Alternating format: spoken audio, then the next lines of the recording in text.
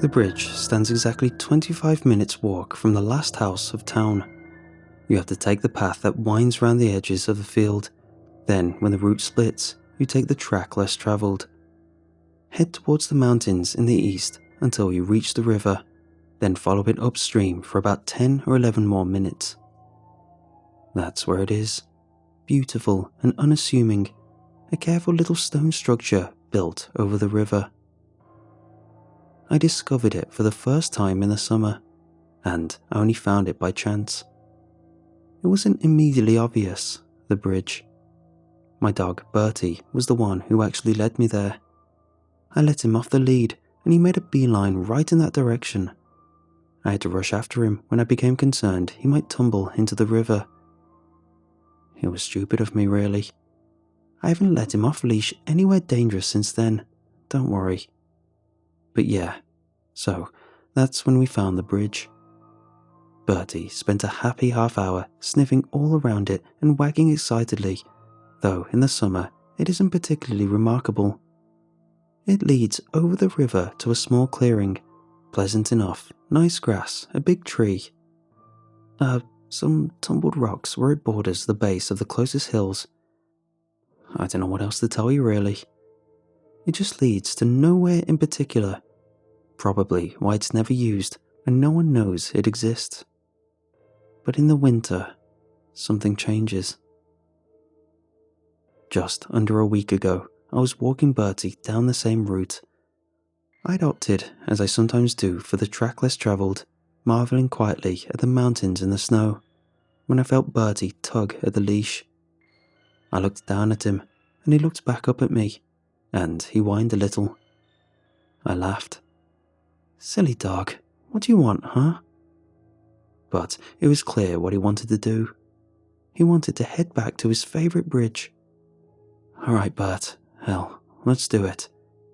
So I allowed him to lead us back down along the river, being careful to keep him on leash this time.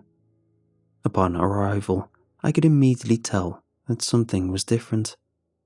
There was a certain sense in the air, an atmosphere that just felt off. So, despite Bertie's pleas, I decided to deny his pleas to go sniffing about. I don't recall what I thought exactly when I spotted the anomaly for the first time. The tracks, I mean. The footprints in the snow. I think my first thought was probably modest surprise that somebody actually knew the bridge existed. But the real bizarrity was the fact that the footprints only went halfway across. Regular, boot-shaped footprints leading up and out to the middle of the bridge. And there they just stopped. They just vanished as if the man was mid-step and then simply dissolved into thin air, into wintry mist. The thought made me shiver, but I didn't take it particularly seriously. Though Bertie was desperate to go and investigate, I held him back, and instead we went along our way. But I couldn't stop thinking about it. I just couldn't get those unnatural footsteps out of my head. Just let it go already, I tried to tell myself. This is so stupid. The guy probably double-backed on himself, or maybe the snow fell and covered up some of the prints. But both of these rationalizations fail to adequately explain what I saw. Did he just jump off, push himself up onto the side of the bridge in a single jump, and then leap right off? But why would he do that? Why would anyone do that? Maybe you get whisked away the second you reach the halfway mark, whisked away to never return to some magical land. And so, a few days later, I find myself back at the bridge. More tracks, more footprints, deer prints this time, by the look of them, and again, only halfway across to that empty, unassuming, snowy clearing beyond. And I know what you're thinking. You're wondering why I haven't crossed myself to check it out already, to see what would happen. And to be honest, it's because to do so is stupid. Why should I cross? So I can see my footprints in the snow and push these intrusive daydreams aside? It's childish. I've no need to do such a thing. So, naturally, my story begins a day later, right here at the foot of the bridge, preparing to cross. Bertie isn't with me this time, it's just me. Jacket open at the front and allowing in the chill. I could zip it up and save some warmth, but to do so would require me to take my hands out of my pockets, and to be honest, I can't really be bothered to do that right now.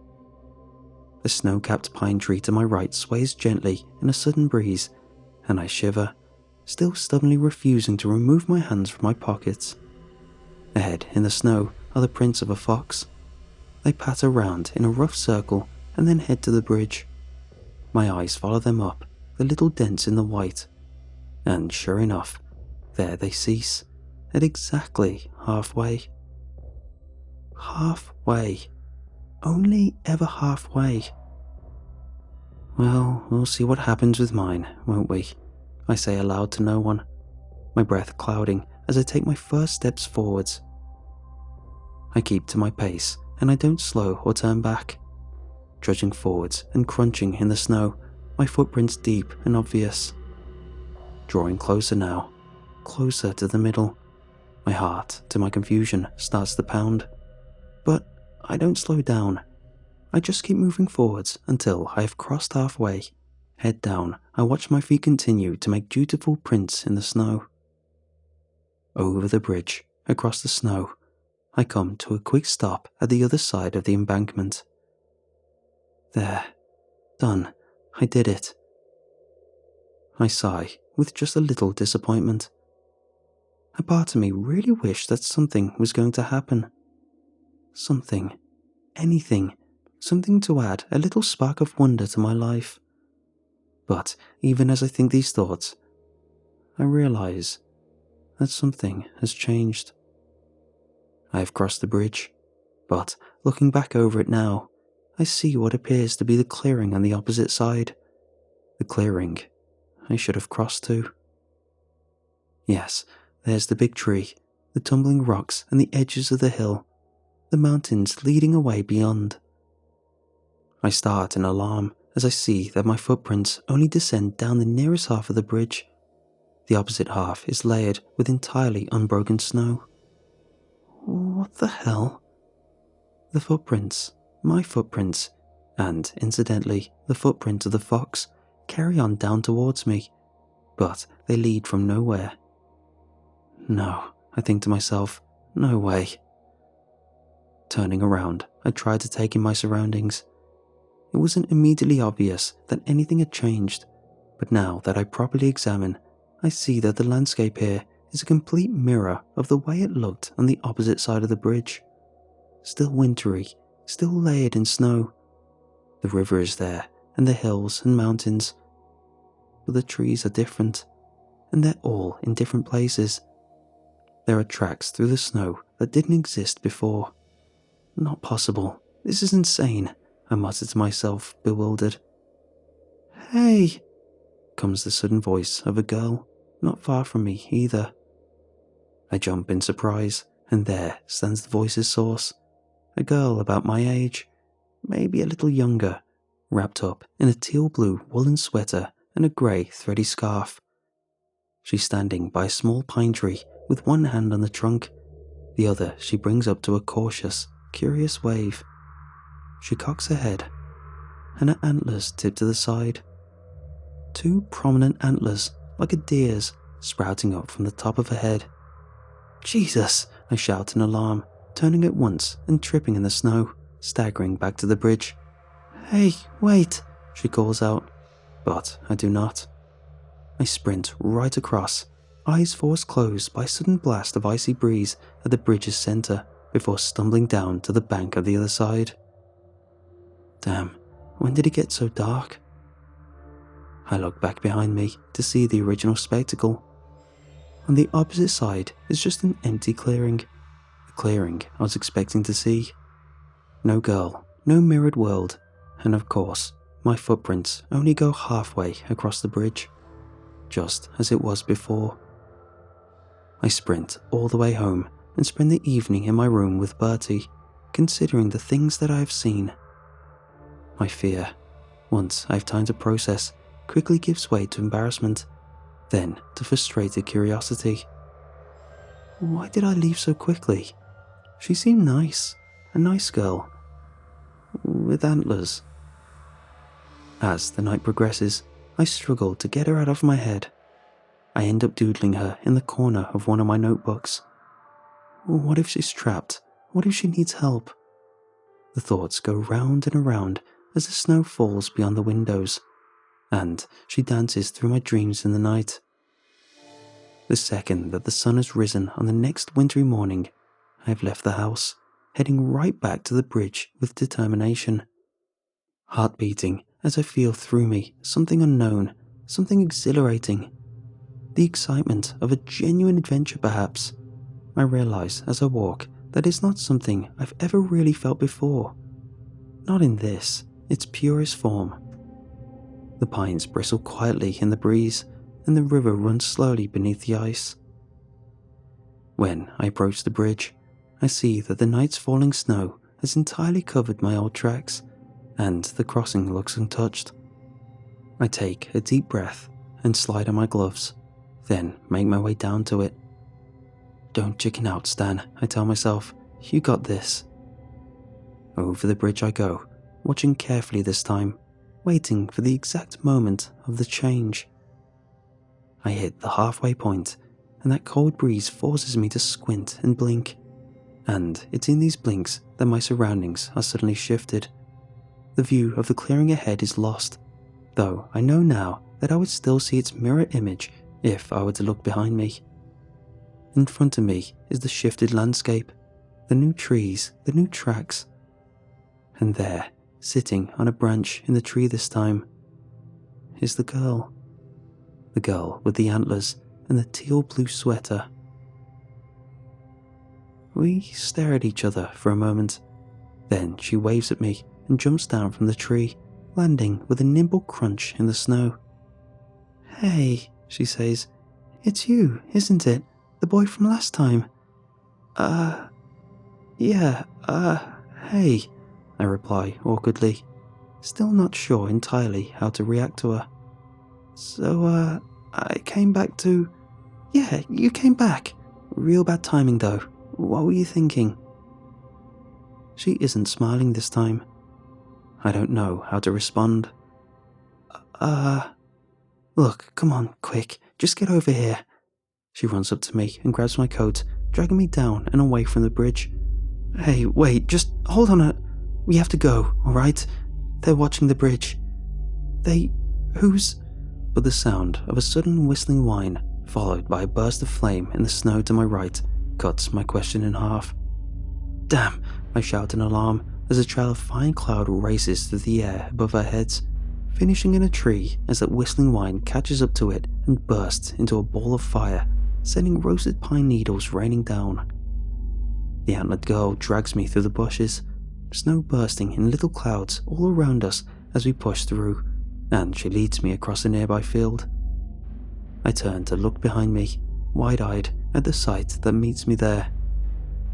"Unlawful entry of any organism into the holy mechanic territory. Surrender yourself at once," blares an angry mechanical voice. Stumbling past the trees and through the hedges come two tall and spindly beings made of a grim, dark metal. Plumes of thick black smoke are sent spiraling up and out from pipes and chimneys that adorn their bodies, that comprise their bodies, in an exoskeleton fashion. They grind and whir, and their necks extend out to disappear into disturbingly fish-looking heads.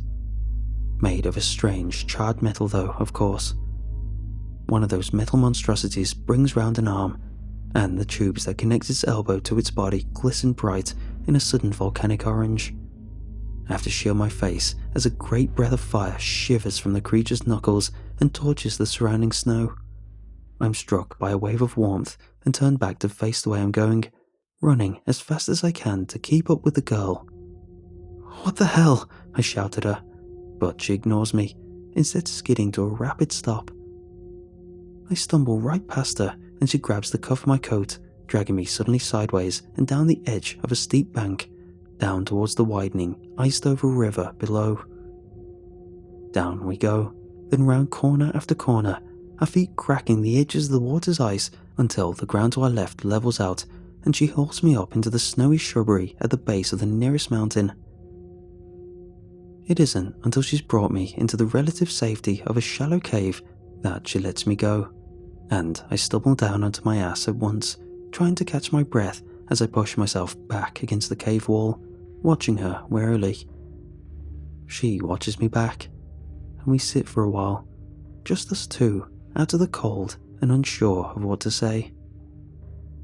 She eventually breaks the ice with, "You don't have any antlers." "No," I reply, "I don't." "So, how do you fight? Like, what do you use?" "Fight? Well, I don't really get into many fights, but with my hands, I guess." "Your hands?" "Yeah, like my fists." She looks down at her own fists, as if considering. "Huh, weird. You must have really strong arms." I flush, then laugh awkwardly. Well, I guess." There's another pause. "Why did you come over the bridge at such a dumb time?" she asks me. "I don't even know how to answer that," I reply. "I just came over because I was intrigued. I didn't think anything was actually going to, happen when I crossed." "Why did you run away the last time?" she asks. I don't know, I wasn't sure what was happening. I wasn't as prepared yesterday as I was today." "Yesterday?" "Yeah, yesterday when I first came over the bridge." She shakes her head with a little half smile. "No, silly, it's been like 4 months." I tried to comprehend this. 4 months? She nods vigorously. "Oh, right. 4 months." I peer out through the cave entrance to the snowy world beyond. "So, what the hell is going on? Where am I and, who are you exactly?" She leans suddenly close to me, and I stumble back up against the cave wall. Her eyes are large and brown, and she has a smattering of freckles across the bridge of her nose and her upper cheeks. "So, does anyone have antlers where you're from?" she asks. No, not really. Deer do, I guess, but I don't know if that's what you mean." "Deer?" she repeats, leaning back on her haunches. "Weird." She peeks out the cave entrance. "I think we're okay now. The machine folk don't tend to bother coming out this way. They just want to protect their holy site." I run a hand across my forehead. Holy site. "Look, could you just tell me your name?" I ask her. "Kalela," she replies, smiling. "You?" "Stan," I reply. "So, how come you were watching the bridge?" "Well, it's kind of my job to wait for animals that come through and help them get to safety." Her smile drops. "A person came through once, about a year ago, like you. No antlers either. He was one of the first creatures to cross the bridge after I took over the watcher role." Her mood changes and the atmosphere cools a little. "I wasn't fast enough to save him. I still think about him sometimes. He was a fully grown male, but the machine folk made an example of him. I failed him, and it's something I've worked really, really hard to never do again." "What did they do to him?" I ask quietly, and she sighs and looks away. "They strung him up, Stan, as a warning." I choose not to ask her to elaborate on this for now. The wind picks up outside, and the sound of its rumble grows steadily louder. "Come on," she says to me, taking my hand. She's warm. "I don't want us to get trapped here all day. Let me take you to our hideout." I nod, and she leads me back out and into the bluster. I look around for signs of machines, but seeing no evidence of their presence, I fall in step alongside Kalela, and together we trudge through the fields and the edges of the forest, beneath the gentle, watchful eyes of the mountains. She tells me about herself, about this side of the bridge. She's never been across to my side apparently, and aside from the man she mentioned earlier, I think I might be the second human she's ever seen. She tells me about the machines, about how the bridge and its gate between the worlds is something that the machines supposedly made themselves long, long ago, and is now regarded by these metallic beings as something of a sacred site. The machines believe that the bridge continues to work due to its perfect balance between nature and machinery, the location of the trees and the angles at which the bridge looks out to the hills and mountains, all of critical importance. She scoffs a little when she says this, and I look across to her. The machine folk are hypocrites in her words. Outside of the sacred zone, wherever they go, they level and landscape and dig deep holes in the ground, pumping out fumes and bile, indifferent to the people who cross their paths at best, actively hostile at worst. If they really cared, then they wouldn't use those horrible flamers, she mutters, brushing some hair behind her ear. I catch a glimpse of a deep burn around her wrist as she does this, though she quickly tugs her sleeves back down. I tell her about my life back home too. I tell her how machines aren't people, but things that people use, and this is a concept she seems fascinated by. So they just do what you tell them to? She asks. How come? Because they have to, I reply. That's how they're designed. They don't think or anything. They don't think, she repeats. Yeah. Huh, she says, wrinkling her nose in thought. How do you know? I don't have an answer for this. I also tell her about my dog, Bertie. Her eyes light up at his mention, and I'm barraged with questions all about him. She doesn't recognize the word pet, but is happy to refer to him as my companion. I had a beast companion of my own once, she says excitedly. Her name was Aurelie, but I had to let her go off on her own once she got too big. I still see her sometimes though when she passes through. You let her go? What breed is she? Grey wolf, she chirps.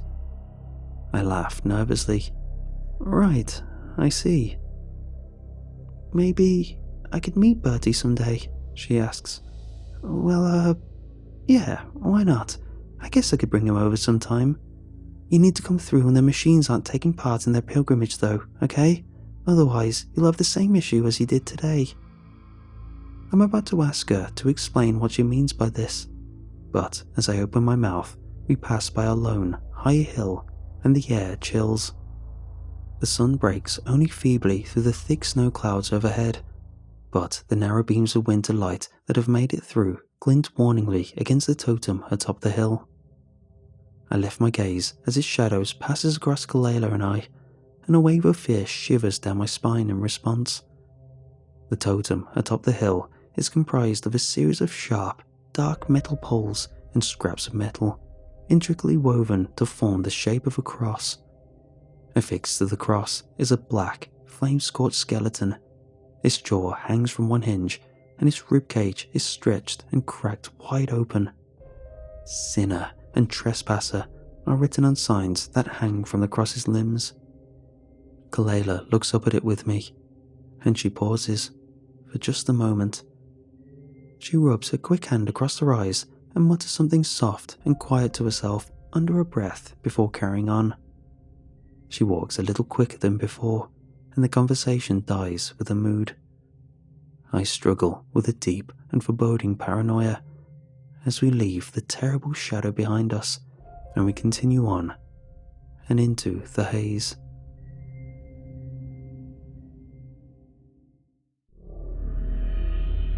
It's not much further, Kalela tells me as we pass into the forest. We've been walking for about 20 minutes since leaving the little cave, and her mood improved when I offered her some food I brought with me. Nothing special, just some store-bought cookies, but she'd enjoy them so much I actually felt a little bad telling her that I didn't have any more to give her. I'm also not really sure what to expect of this hideout she mentioned.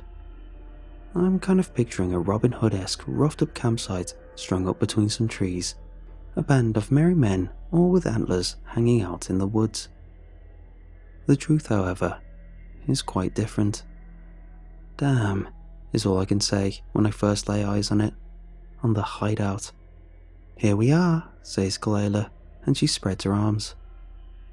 Before us, and nestled in the trees, are a series of narrow wooden houses. They lean into and against each other at unusual angles, but aside from this, they look remarkably stable, and indeed very livable. What I'm seeing is less a base camp and more an intricate little village. The inhabitants are antlered, sure, but that's about all I got correct with my prediction. They are of all ages, and they stare at me as we pass them by. There are modest market stalls here, stone wells surrounded by leaves at their bases, and signposts grown into the trees. "Kalela," comes a gruff voice to our right. Kalela stops, and I do likewise, watching as a tall and white-set man puts down his tools and walks right over to us. He's massive, and his antlers go out further and wider than Kalela's do. "You're back early." "Hey, I did what I was supposed to do, Lode," she retorts, pointing up at him. "Delena's heading out to cover the watch right now. And look, you see what I did? I brought back a boy from the other side. Safely. I saved him." The man she called Lode looked down to me and raised an eyebrow. "Good," he says after a beat. "The machine folk have no respect for natural life. Every death in this valley is a stain on the spirit's own land." "It's, good to meet you," I say to him. "My name is Stan." He replies. "Stan, it's been a long time since someone has crossed over the bridge. You chose a less than opportune time to pass." Behind him are a group of antlered children. I can't hear what they're saying, but one of them points to me, and the others gawk and stare. "I didn't know," I tell him. "I didn't know about any of this. It's different on the other side." "Different and dangerous. I don't blame you seeking refuge on the spirit side, but as I said, your timing was inopportune." Lode turns and gestures to a group of his comrades. "Kalela, we're heading out to keep sights on the pilgrimage route. We would benefit from bringing along your human." "Your human?" I repeat, but he ignores me. "Lode, I don't know. I'm kind of responsible for his safety now, and I was going to show him around." "This wasn't a request. You're welcome to accompany us," he says. Kalela looks like she's planning to say something else, then changes her mind and bites her tongue. "Fine," she says, "but we're keeping him out of danger." Lode nods and he gestures us to follow. Our little group grows in size as we are joined by more of the antlered people. Each has something to say to me, and I talk with them all, till eventually we head off through the wooden village and the trees. "This whole thing is crazy," I mutter to Kalela as we walk. "I'm still struggling to process that this is all happening, to be honest." I don't tell her this, but I'm also finding it hard to stop thinking about the scorched skeleton, the one strung up on the cross with trespasser and sinner signs hanging down in warning. I need to get back, in all honesty. Lode talked about my side being dangerous, but I know damn well which side I'd rather be on. I need to find a safe opportunity to get back, but also, I shoot a look over to Kalela. Also, I'm still curious about this world. That sense of adventure remains, and I don't want to be like I was yesterday, running away at the first sign of peculiarity. So, I stick it out for now. We pass by pine trees that are ringed with little lanterns, illuminating the gently drifting snow. "Like Christmas lights," I murmur out loud, which Kalela questions. "You know," I say, Christmas lights." "I don't know what that is," she replies. "For real? Ah, it's the best," I tell her. "Everyone's families get together and share gifts and have good food. Everywhere is all decorated in red and green or gold. Usually there's loads of lights." "Lights? Like how?" "Like electric lights. Artificial. I don't know how to explain it to you, but they're in all kinds of colours, and at night, when it's dark, they're hung up to form flashing and moving patterns around houses and on trees. It's beautiful, honestly." She's fascinated by this, so I spend the rest of the walk telling her all about it, about all of our Christmas customs and events, and she gets more and more excited. A voice comes from her right as we walk. It's Lode's, and to be honest, I'd kind of forgotten he was there. "Don't get too attached, Kalela," he says in a low voice. "You know he'll have to go back." He stops talking at once. I get it, Lode. Whatever, she mutters after a moment. But our conversation is killed, pretty much stone dead. The breeze blows. We approach the ridge of a hill, and the general volume of the group drops. The talking lowers to a general murmur, and the sound of their footprints is significantly dulled. Following the lead of those at the front, we crouch behind a series of large rocks, and Lode knocks my shoulder. I look at him, and he motions for me to follow him up to the front, where he points over the rocks and down to the ground below. "See that?" he says quietly. I take a look. Down there, in the valley between the hills and mountains, a dirt track has been ground into the earth and melted away all the snow. It winds its way through the hills, and making their gradual way along it are a series of shambling beings. The machines, it's plain to see. One of them looks just the same as the beings that attacked Kalela and I this morning. Another is of a similar height but has no legs, instead churning up the snow and grass beneath caterpillar tracks. Great plumes of dark smoke leak from pipes across his shoulders, as it does from the others. The third is far larger, a shuffling behemoth that moves on 4 large metallic legs. If I focus, I can hear its engine whirring from all the way up here as it churns out those tarry black clouds. If I look to the right, I can see more trails of smoke slowly approaching from behind the hills. More machines, perhaps. Some of the group retrieve makeshift journals from their packs and begin making notes in a language I can't read, noting the angle of shadows of certain rocks with little sketches. I turn to Lode. "Where are they going?" I ask him. "They're all making their way to the bridge. There'll be dozens upon dozens more over the next few weeks. We got word the other day about a small farm out in the east, completely leveled by the machine folk to make way for a rest stop." He scratches his jaw. 3 killed, no remorse, corpses left for the birds. "Rest stop?" I reply. "I don't get it. Why would a machine need to rest?" "Everyone needs to stop sometimes, Stan. Can't keep walking indefinitely." Kalela chimes in. "But that's the whole point of a machine, isn't it? To just keep going until it breaks down? Maybe it's just a repair center or something that they've built." Lode doesn't seem to understand. What abomination they've built in place of the farm is not hugely relevant. He reaches out for my shoulder.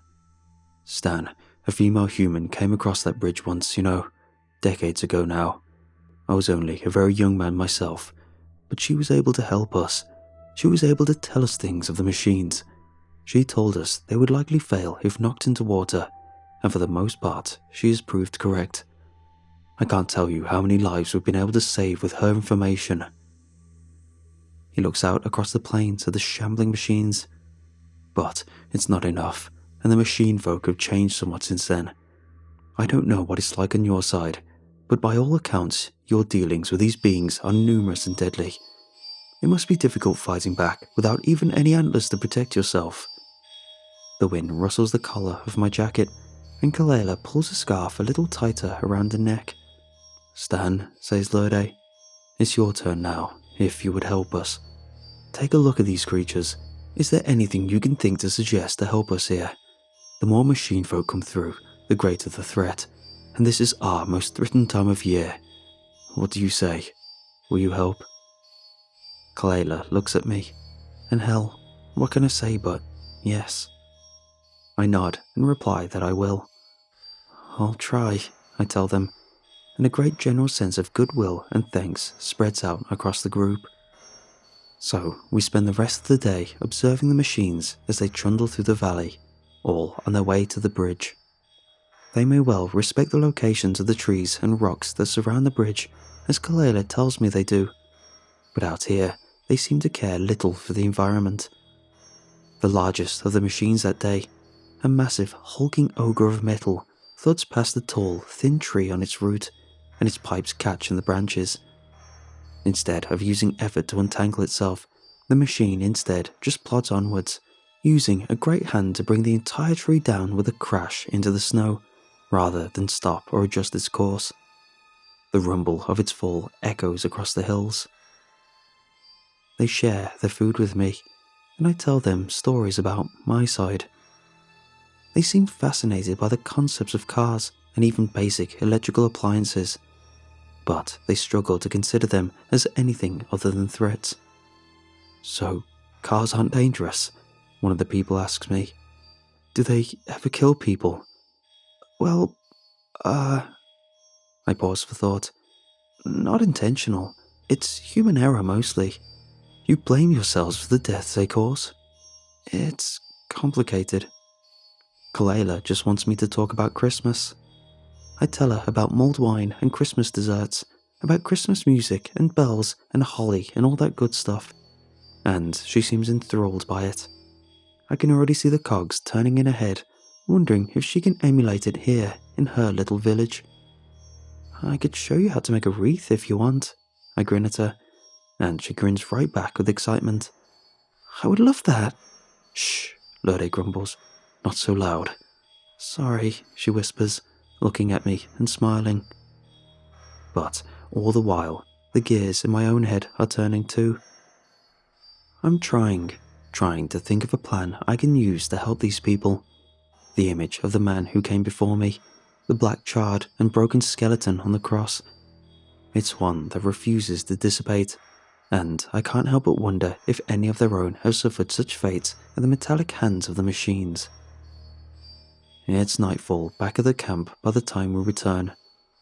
We didn't just stay on that hilltop all day either. We also trekked around and followed the route back a little. We tried to get a vantage point of the leveled farm, but all we could see was ash and smoke. Lurde didn't feel happy taking Kalela and myself any closer, not on the first outing. It's late, I say as the moon rises in the sky. I should really get back. Do you have to get back tonight? Kalela asks me. You can stay here, if you want. Time passes differently on either side, Lurde says as he sits back in his chair by the fire. I don't know if we'd see you again if you were to return tonight. Tell me, what do you have for us on the machine folk? Do we know these creatures remind you of the creatures from your home? Yeah, Kalela says to me, the orange lights of the fire bright in her eyes. Do you have a plan? I pause, heart beating as I look back into her eyes. She smiles, and I look away, embarrassed. Actually, yeah, I think I do. The embers drift through the air, and the antlered folk around the fire lean in. So, Kalela, you mentioned something to me this morning. You said that the machines dig deep holes in the ground. Is that right? She nods, and there's a general murmur of agreement through the gathering. Do you know what that is? We have our theories, but we're not sure, no. Okay, I continue. And Lurde, these machines, the bridge is a holy site, right? They make a pilgrimage to come here. Yes. So they come from all around then. Pilgrims can travel halfway across the world if they want to. These machines, some of them must come from really far away. I tried to gather my thoughts, express myself as best as possible. We all see the smoke they produce, right? The thick black clouds that spiral out from their bodies. I mean, they're running on some kind of fuel. They're burning it, combusting, like engines do. And I don't see them ever carrying any bags or pulling carts. They must be topping up somewhere on their pilgrimage, or they'd never make it the whole way round. Fuel, one of the folks asked me. Like wood, you mean? I guess, but it's like something that'll last longer. Coal or oil.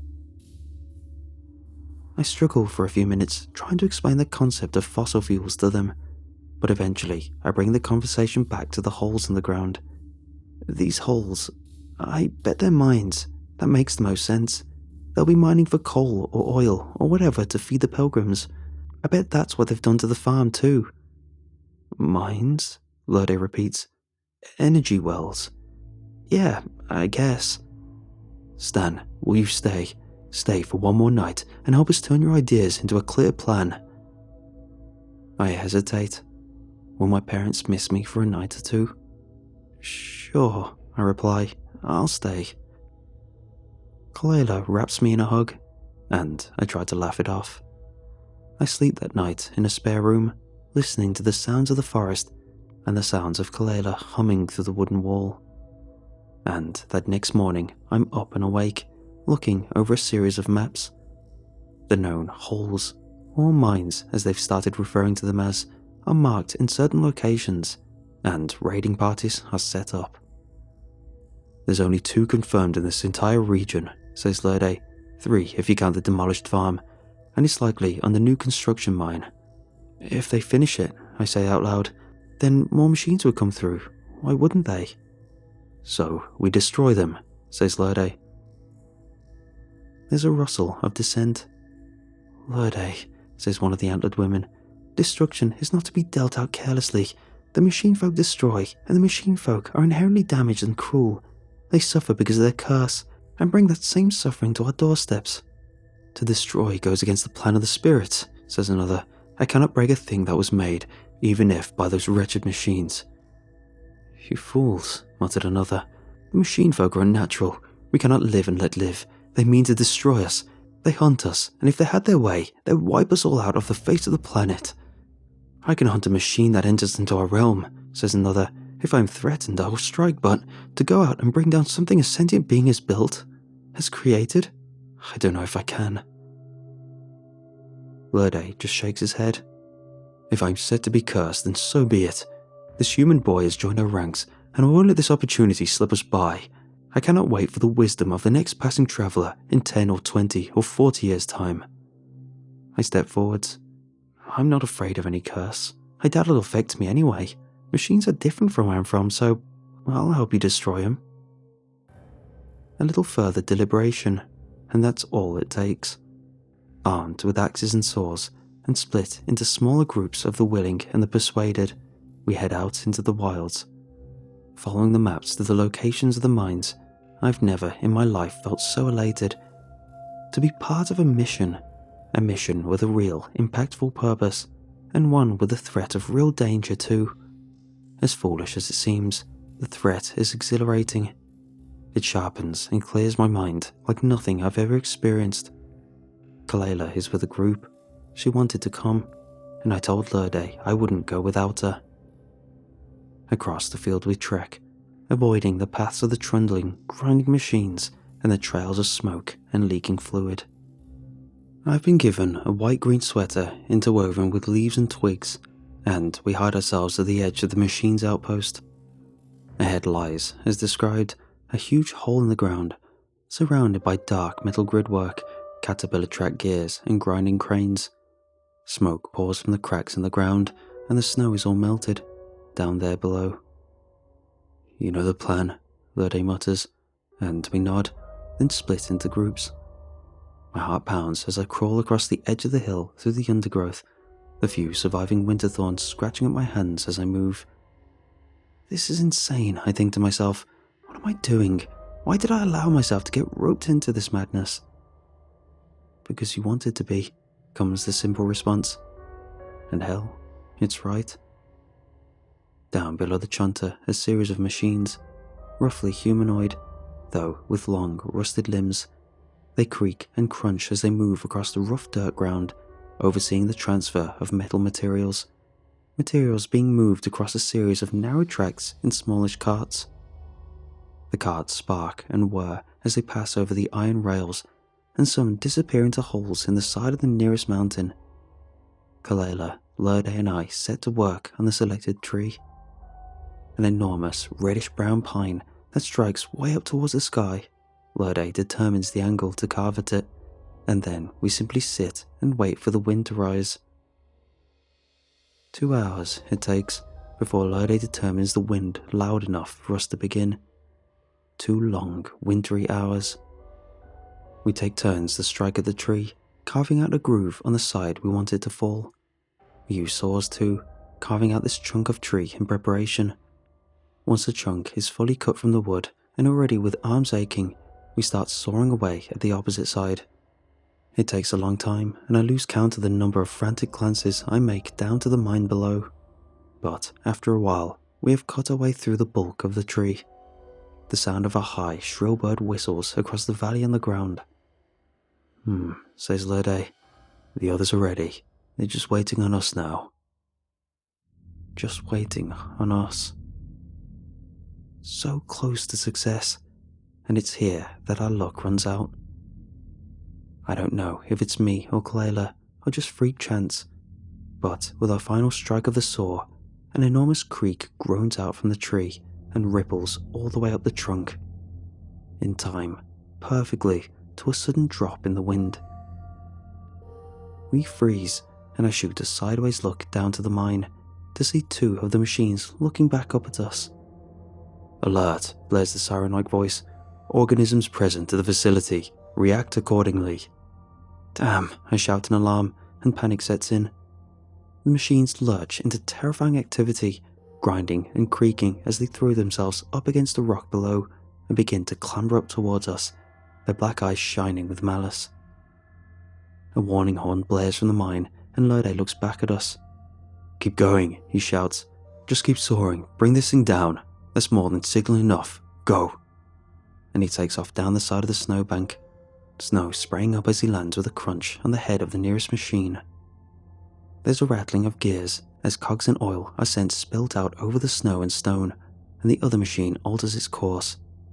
Flames burst from one of his pipes and are sent spraying out in a wide arc. I grab Clayla and bring her down to the ground as they pass by over our heads, and we feel the rush of heat. "Come on," I tell her. "We finished the job." "Right," she replies, grabbing her end of the saw, and feverishly we work to bring the tree down. It creaks and wavers, crackling as it slowly starts to break away at our cutting, and at last we break clean through, and with an ear-splitting crunch, the tree begins to tip. It tips in just the direction we'd set it to, and the air seems to vibrate as the monstrous pine comes tumbling down. "Watch out," we call out into the chaos, pulling back at a burst of flames, and the colossal tree crashes hard into the metalwork of the mine. The second it connects, another similarly sized tree starts to fall too from the valley's opposite side, and it falls down hard, hammering into the metal grids and cranes. The first causes real damage, and great clouds of smoke and ash are sent billowing up and into the atmosphere. And the second impact is greater still. It smashes up the rail network and strikes the side of the mountain, sending enormous rocks and boulders tumbling down right into the hole. An avalanche of them, really. A great orange flash bursts from the ground, and the mine begins to collapse in on itself, taking a great deal of equipment along with it. "Lorde," Clara calls, suddenly throwing herself down onto her stomach and putting out an arm.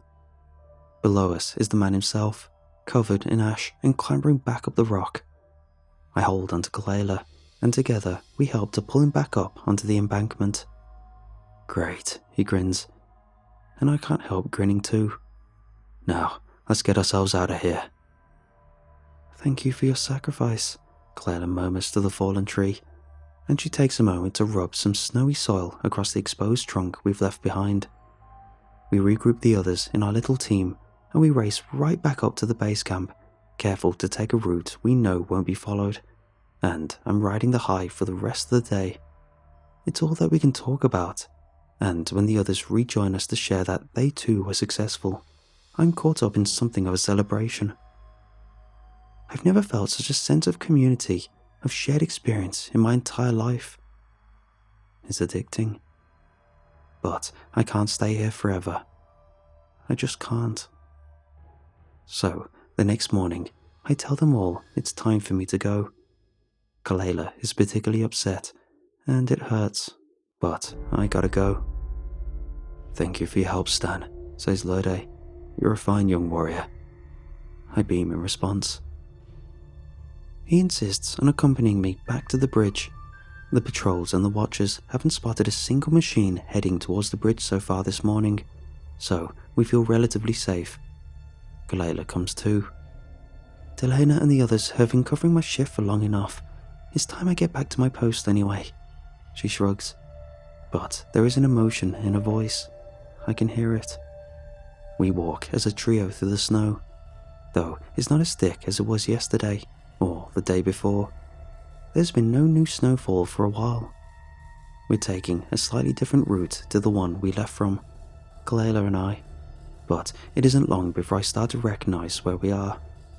"You know, I'm really grateful you allowed me to," I begin, but Lorde puts out a sudden, warning hand and stops. Something's wrong, he mutters, and squinting, I can see a figure that might well be Delana waving frantically at us from a branch up high in a tree.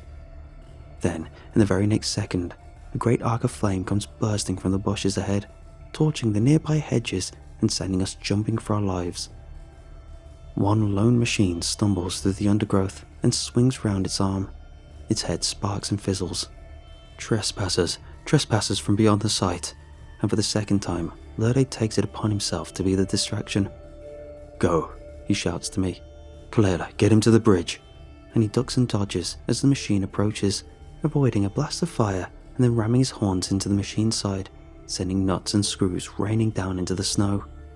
Come on, Kalela cries out, grabbing my hand and dragging me towards the bridge. An exact mirror of how she welcomed me in. We race past the scorched bushes and past the trees and rocks. But as the bridge comes at last into view, I see that it's different. Oh, I mutter, then, oh no. The snow across and around the bridge has been largely melted. It's clear to see, based on the burned branches and damaged bushes, exactly where the flame was wielded, and the bridge before me is nothing but a water-soaked stone. Kalela stares at it, then tries to speak. Stan, oh no, I'm sorry, but it's not going to work. I try anyway. I run to the bridge and attempt to cross it, and of course I am able to do so. But my shoes tap against the stone, and when I reach the other side, when I reach the clearing, I'm still standing in it. If I turn around and can see Kalela still there on the opposite side, flashes of fire and bursts of smoke escape up into the air behind her through the trees. I rush back across the bridge and try again, then again. But without the snow, it would seem, it leads to nowhere but the clearing. It's just a bridge. Lurde escaped with some bruises and burns, but he apparently always does, and Cleo and I simply returned to the village. I panicked a bit at first, trying to work out if the time that passed over here was inverse to the time that passed over there, struggling to work out the mathematics of it all. But I came to the conclusion that a couple of days spent on Kalela's side of the bridge was still only a few hours back home, or something like that. And whilst I couldn't prove it, it was enough to keep me calm at first. I spent my days with Kalela, waiting for the snow to fall sufficiently to heal the bridge. But for almost 2 weeks, it scarcely snowed at all.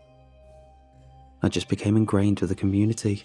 The destruction of the mines had a hugely positive impact on the region. Next to no new machines came through, though Lurde remained pessimistic, or realistic in his words. He knows eventually they'll be back, the machines, but for now there is peace. I helped the group bring down that horrible metal cross, the totem atop the hill, with the scorched skeleton. We bury the bones, and good words are said at the ceremony. The days go quickly and the weeks blur into months. The snow does fall again, but I'm no longer in any desperate rush to get home. After all, I ended up falling for Kalela. I'm sure that doesn't surprise you, given the way I've spoken about her. And what can I say? She's amazing. She loves me back, by the way, even though I don't have any antlers. The months pass by, but I can't help feeling painful memories of home, of my house, my friends, my family, of Bertie. It's these thoughts that build and grow inside me. They lead to conversations with Kalela, and these conversations in my head lead to discussion about taking her back with me, just for a quick visit. Maybe I could bring Bertie back here with me, and then she'd finally get to meet him. She's skeptical at first, scared too, as she was raised on stories of the terrible, dangerous machines on my side of the bridge. But I'm able to convince her to give it a try. I remind that surely only a day or two has passed my side, and that it's almost Christmas. I get to take her to a real Christmas market. You'll get to see the lights. I can't wait to show you, and my family will love you, I promise. They won't care about your antlers, I'll make sure of it. Oh my goodness, she replies, grinning, as we run through the snow, hand in hand. This is crazy. I can't believe I'm going to cross the bridge. Her breath clouds around her mouth, and she says it again. I'm going to cross over the bridge. I laugh, though we quieten down as we approach, careful not to get ambushed in the same manner as last time. But there are no machines here now, and ahead through the bushes there lies the bridge, covered in snow and awaiting our arrival. I look at her, and she looks back at me. "Are you ready?" I ask softly, and she smiles.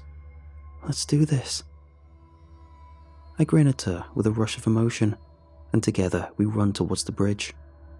The breeze rises as we step down into the snow, and looking past my feet as we run, I catch sight of a set of prints below me, right there in the snow. They look like rabbits. The rabbit prints lead up to the center of the bridge, across the middle and through the snow, and then down the opposite side and into the clearing beyond. Hell, I can see it. I can see the rabbit that made the prints on the opposite side, watching us both with his head cocked. We're moving too quickly for me to process all this, of what it implies. But as we reach the halfway point and the breeze whistles past my ears, Kaleila's laugh is suddenly lost on the wind. In one moment, I'm holding tight to her hand, and the next, I'm gripping nothing but air. My view changes ahead.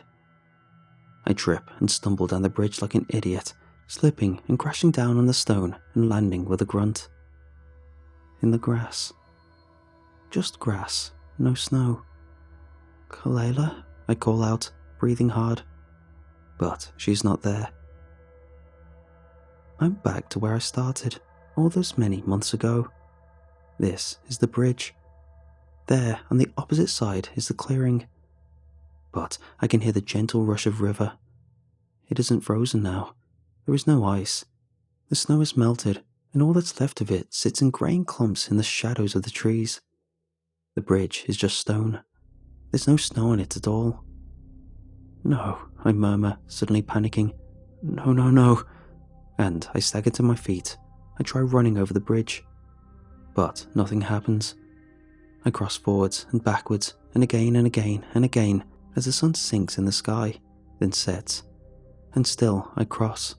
But nothing happens. Nothing happens, and I'm all alone. She's gone. My parents greet me with shock and concern, though Bertie is absolutely beside himself with joy when I stumble through the front door. He sleeps in my room with me, but I scarcely get any sleep at all. I just watch out the window and wait for snow. I do that a lot these days, waiting for snow that never falls. The days go by, and still nothing. Weeks. Christmas comes and goes. Months roll by. We enter into spring, then summer. And she's all I can think about. The girl I left behind on the opposite side of the bridge. I still go there, with Bertie. I like to sit on the bridge of stone and imagine she's sitting on the opposite side with me. But I will wait. I'll wait for winter. And no matter how long it takes, I will see her again.